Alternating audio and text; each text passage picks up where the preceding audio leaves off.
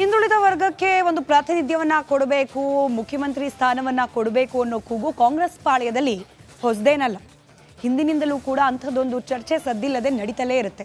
ಇದೀಗ ಸಿದ್ದರಾಮಯ್ಯನವರೇ 5 ವರ್ಷ ಮುಖ್ಯಮಂತ್ರಿಯಾಗಿ ಇರ್ತಾರೆ ಅನ್ನೋದು ಆಲ್ರೆಡಿ 1.5 ವರ್ಷ ಆಗಿದೆ. ಮುಂದಿನ ಅವಧಿ ಪೂರ್ತಿ ಕೂಡ ಸಿದ್ದರಾಮಯ್ಯನವರೇ ಇರ್ತಾರಾ ಅನ್ನೋ ಪ್ರಶ್ನೆಗೆ ಉತ್ತರ ಸ್ಪಷ್ಟವಾಗಿ ಲಭ್ಯವಾಗ್ತಾ ಇಲ್ಲ. ಒಂದು ಕಡೆ ಮೂಡ ಹಗರಣ, ಪ್ರತಿನಿತ್ಯ ಕೂಡ ಕೋರ್ಟು ಕಚೇರಿ ಅನ್ನೋ ಅಲೆದಾಟ. ಇನ್ ಕೇಸ್ ಏನಾದರೂ ಕೋರ್ಟ್ನಿಂದ ನಾಳೆ ಸೋಮವಾರ ವಿಚಾರಣೆ ನಡೆದು 12 ಅಥವಾ 13ನೇ ತಾರೀಕು ಪ್ರಾಸಿಕ್ಯೂಷನ್ಗೆ ಅನುಮತಿ ಕೊಟ್ಟಿರೋ ರಾಜ್ಯಪಾಲರ ನಡೆ ಸರಿ ಅಂತ ಆಗ್ಬಿಟ್ರೆ ತನಿಖೆಯನ್ನು ಎದುರಿಸಬೇಕಾಗತ್ತೆ ಸಿದ್ದರಾಮಯ್ಯನವರು. ತನಿಖೆ ನಡೀತಿರೋ ಸಂದರ್ಭದಲ್ಲಿ ವಿರೋಧ ಪಕ್ಷದವರು ಸುಮ್ಮನೆ ಕೂರೋದಿಲ್ಲ. ನೈತಿಕ ಹೊಣೆ ಹೊತ್ತು ರಾಜೀನಾಮೆಯನ್ನ ನೀಡಿ ಅನ್ನೋ ಒತ್ತಡ, ಪ್ರತಿಭಟನೆ ಮತ್ತಷ್ಟು ಹೆಚ್ಚಾಗುವ ಎಲ್ಲ ಸಾಧ್ಯತೆ ಇದೆ. ಒಂದು ವೇಳೆ ಆದಲ್ಲಿ ಮುಂದಿನ ನಡೆ ಏನು? ಕಾಂಗ್ರೆಸ್ ಹೈಕಮಾಂಡ್ ಇದ್ರ ಬಗ್ಗೆ ಆಲೋಚನೆ ಮಾಡ್ದಲೇ ಇರುತ್ತಾ? ಆ ಆಲೋಚನೆಯ ಭಾಗವಾಗಿಯೇ ದೆಹಲಿಗೆ ಹೋಗಿದ್ರಾ ಸತೀಶ್ ಜಾರಕಿಹೊಳಿ ಅವರು? ದೆಹಲಿಯಲ್ಲಿ ರಾಹುಲ್ ಗಾಂಧಿ ಹಾಗೆ ಸತೀಶ್ ನಡುವೆ ನಡೆದ ಮಹತ್ವದ ಸಭೆ. ಆದರೆ ಇದರ ಗುಟ್ಟನ್ನ ಬಿಟ್ಕೊಡ್ತಾ ಇಲ್ಲ ಬೆಳಗಾವಿಯ ಸಾಹುಕಾರ್. ಸತೀಶ್ ಜಾರಕಿಹೊಳಿಯವರ ದೆಹಲಿ ಯಾತ್ರೆ ಬಳಿಕ ಇದೀಗ ಪಕ್ಷದ ಒಳಗೆ, ಅದರಲ್ಲೂ ಬೆಳಗಾವಿ ಭಾಗದಲ್ಲಿ ಚರ್ಚೆ ಜೋರಾಗಿ ನಡೀತಾ ಇದೆ. ದೆಹಲಿ ಕರೆಸ್ಕೊಂಡಿದ್ರಂತೆ, ರಾಹುಲ್ ಗಾಂಧಿ ಭೇಟಿಯಾಗಿದ್ರಂತೆ, ಮುಂದಿನ ಮುಖ್ಯಮಂತ್ರಿ ನೀವೇ ಆಗ್ಬೋದು, ಗ್ರೌಂಡ್ ರೆಡಿ ಮಾಡ್ಕೊಳ್ಳಿ ಅಂತ ಹೇಳಿ ಸೂಚನೆಯನ್ನೇ ನೀರು ಕಳಿಸಿದ್ದಾರಂತೆ. ಅಂತೆ ಕಂತೆಗಳ ಹಲ್ಚಲ್ ಕಾಂಗ್ರೆಸ್ ಪಾಳ್ಯದಲ್ಲಿ ಜೋರಾಗಿದೆ. ಅದರಲ್ಲೂ ಬೆಳಗಾವಿ ರಾಜಕೀಯದಲ್ಲಿ ಸತೀಶ್ ಮುಂದಿನ ಸಿಎಂ ಟ್ರೆಂಡ್ ಆಗಿ ಹೋಗಿರೋ ವಿಚಾರ. ಸಿದ್ದರಾಮಯ್ಯನವರು ಸಿಎಂ ಕುರ್ಚಿಗೆ ಕಂಟಕ ಕಾದಿದೆಯಾ ಅನ್ನೋ ಚರ್ಚೆ ನಡುವೆ ಇತ್ತ ಸತೀಶ್ ಜಾರಕಿಹೊಳಿ ಅವರು ಮುಂದಿನ ಸಿಎಂ ಅನ್ನೋ ವಿಚಾರ ಟ್ರೆಂಡ್ ಆಗ್ತಾ ಇರೋದು ಕಾಂಗ್ರೆಸ್ ಪಕ್ಷದಲ್ಲೇನೆ ಅನೇಕ ಚರ್ಚೆಗೆ ಆಸ್ಪದವನ್ನ ಮಾಡಿಕೊಡ್ತಾ ಇದೆ. ಅತ್ತ ಮೂಡ ಸಂಕಷ್ಟ, ಇತ್ತ ಸಿಎಂ ಕುರ್ಚಿಗೆ ಆಪತ್ತು ಅನ್ನೋ ಪರಿಸ್ಥಿತಿಗೆ ಬಂದ್ಬಿಟ್ರ ಸಿದ್ದರಾಮಯ್ಯನವರು. ಸಿಎಂಗೆ ಪ್ರಾಸಿಕ್ಯೂಷನ್ ಭವಿಷ್ಯದ ಟೆನ್ಷನ್ ಆಗಿದ್ರೆ ಈ ಟೆನ್ಷನ್ನ ನಡುವೆ ಸಿದ್ದರಾಮಯ್ಯ ನಂತರದಲ್ಲಿ ಯಾರು ಅನ್ನೋ ಚರ್ಚೆ ಕೂಡ ನಡೀತಾ ಇದೆ ಕಾಂಗ್ರೆಸ್ ಪಾಳ್ಯದಲ್ಲಿ. ಅನ್ನೋದಕ್ಕೆ ಪೂರಕವಾಗಿ ಕೆಲ ಬೆಳವಣಿಗೆಗಳು ನಡೀತಾ ಇದೆ. ಅದರ ಭಾಗವೇನಾ ಸತೀಶ್ ಜಾರಕಿಹೊಳಿ ಅವರ ದೆಹಲಿ ಯಾತ್ರೆ ಅನ್ನೋ ಅನುಮಾನ.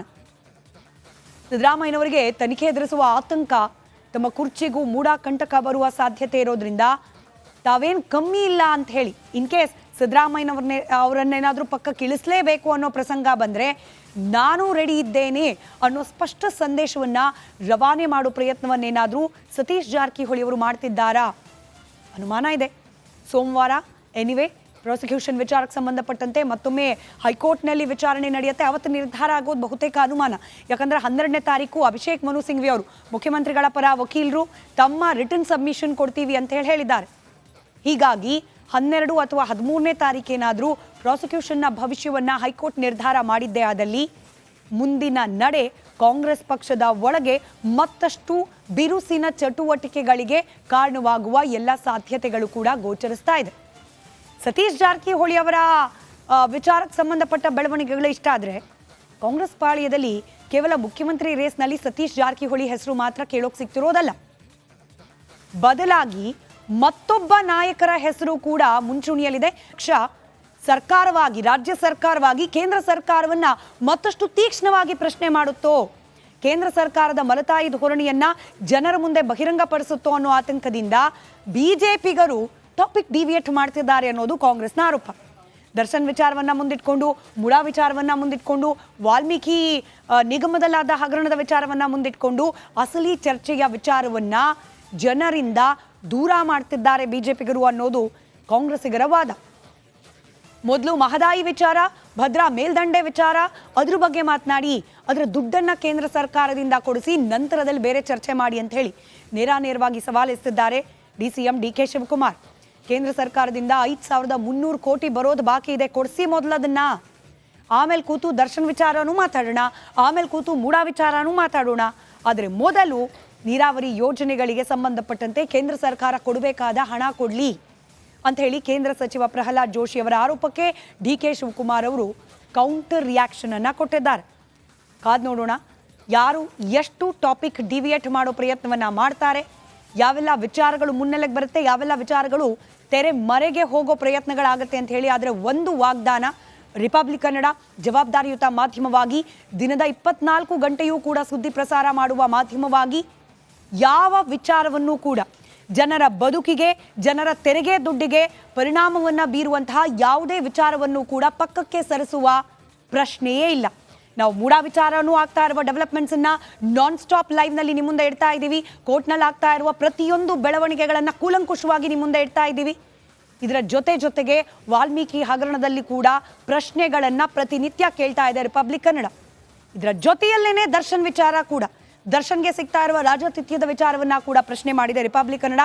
ಹೀಗಾಗಿ ಕೇಂದ್ರ ಸರ್ಕಾರ ಪ್ರಯತ್ನ ಪಡುತ್ತೋ, ರಾಜ್ಯ ಸರ್ಕಾರ ಪ್ರಯತ್ನ ಪಡುತ್ತೋ, ರಾಜಕೀಯವಾಗಿ ಏನೇ ಪ್ರಯತ್ನಗಳಾದರೂ ಕೂಡ ಟಾಪಿಕ್ ಡಿವಿಯೇಟ್ ಮಾಡೋಕೆ ರಿಪಬ್ಲಿಕ್ ಕನ್ನಡದಲ್ಲಿ ಯಾವುದೇ ಕಾರಣಕ್ಕೂ ಈ ಟಾಪಿಕ್ ಡಿವಿಯೇಷನ್ಗಳಿಗೆ ಅವಕಾಶ ಇರೋದಿಲ್ಲ. ದರ್ಶನ್ ಪರಪ್ಪನ ಅಗ್ರಹಾರದ ಜೈಲಿನಲ್ಲಿ ಬಿಂದಾಸ್ ಆಗಿ ರಾಜಾತಿಥ್ಯವನ್ನು ಸ್ವೀಕರಿಸ್ತಾ ಇದ್ದ ವಿಡಿಯೋ ಹಾಗೆ ಫೋಟೋ ವೈರಲ್ ಆಗಿದ್ದು, ಇದೀಗ ಪರಸ್ಪರ ರಾಜಕೀಯ ಕೆಸರೆರಚಾಟಕ್ಕೆ ಇದೇ ವಿಚಾರ ಕಾರಣವಾಗಿದೆ. ಫೋಟೋ ರಿಲೀಸ್ ಹಿಂದೆ ಕಾಂಗ್ರೆಸ್ನ ಕೈವಾಡ ಅನ್ನೋದು ಜೋಶಿವಾದ ಆದರೆ, ನೀವು ಮಾಡ್ತಿರೋದು ಡೈವರ್ಟ್ ಪಾಲಿಟಿಕ್ಸ್. ಕೇಂದ್ರ ಸರ್ಕಾರ ಈಗಲೂ ಕೂಡ ರಾಜ್ಯ ಸರ್ಕಾರದ ವಿರುದ್ಧ ಮಲತಾಯಿ ಧೋರಣೆಯನ್ನ ಅನುಸರಿಸ್ತಾ ಇದೆ.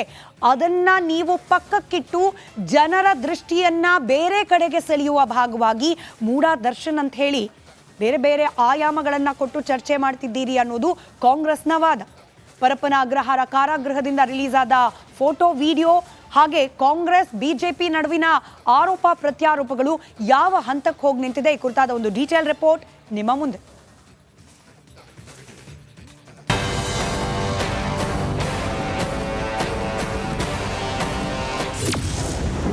ಜೈಲಿನ ಫೋಟೋ ಹಿಂದೆ ಕೈವಾಡ, ಜೋಶಿ ಡಿಕೆ ನಡುವೆ ಫೋಟೋ ವಾರ್. ಪ್ರಹ್ಲಾದ್ ಜೋಶಿ ಹೇಳಿಕೆಗೆ ಡಿಕೆ ಕೌಂಟರ್. ನಿಮಗೆಲ್ಲ ಗೊತ್ತಿರೋ ಹಾಗೆ ಪೊರ್ಕಿಯ ಪರಪ್ಪನ ಅಗ್ರಹಾರ ಜೈಲಿನಲ್ಲಿ ಫೋಟೋಸ್ ರಿಲೀಸ್ ಆಯಿತು. ಆ ಫೋಟೋ ಬಿಟ್ಟಿದ್ದೆ ಕಾಂಗ್ರೆಸ್ನವರು ಅಂತ ಜೋಶಿ ಬಾಂಬ್ ಸಿಡಿಸಿದ್ರು. ಮೂಡಾ ಮತ್ತು ವಾಲ್ಮೀಕಿ ಪ್ರಕರಣ ಡೈವರ್ಟ್ ಮಾಡೋಕೆ ಫೋಟೋ ಬಿಟ್ರು ಅಂತ ಜೋಶಿ ಬಾಂಬ್ ಹಾಕಿದ್ರು. ಮೂಡಾ ಹಗರಣದ ಬಗ್ಗೆ ಭಾಳ ದೊಡ್ಡ ಪ್ರಮಾಣದಲ್ಲಿ ಚರ್ಚೆ ಶುರುವಾಯಿತು. ವಾಲ್ಮೀಕಿ ಹಗರಣದ ಚರ್ಚೆ ಶುರುವಾಯಿತು.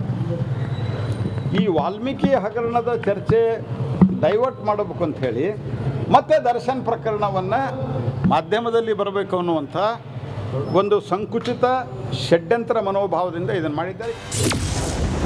ಜೋಶಿ ಹೇಳಿಕೆಗೆ ಡಿಕೆ ತಿರುಗೇಟು. ಇನ್ನು ಕೇಂದ್ರ ಸಚಿವ ಪ್ರಹ್ಲಾದ್ ಜೋಶಿಯ ಹೇಳಿಕೆಗೆ ಡಿಸಿಎಂ ಡಿಕೆ ತಿರುಗೇಟು ಕೊಟ್ಟಿದ್ದಾರೆ.